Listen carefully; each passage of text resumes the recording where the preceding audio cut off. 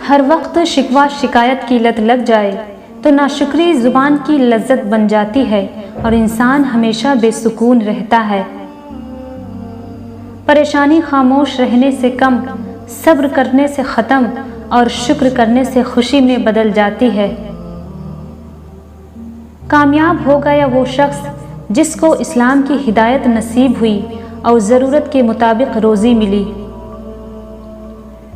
ज़िंदगी के हर मोड़ पर अच्छी उम्मीद रखो, नाउम्मीदी से आने वाली नेमतें छिन जाती हैं। ज़िंदगी में कभी कोई ठोकर किसी गलत रास्ते पर चलने से बचाने के लिए भी लगती है, जो आपको सारी ज़िंदगी के लिए सीधे रास्ते पर डाल देती है।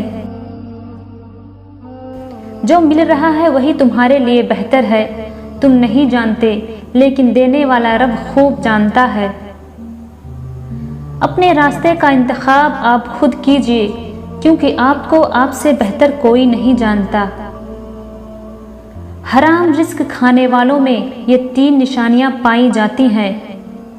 झूठ बोलने की आदत, दिल सख्त हो जाता है और दूसरों के लिए एहसास ख़त्म हो जाता है।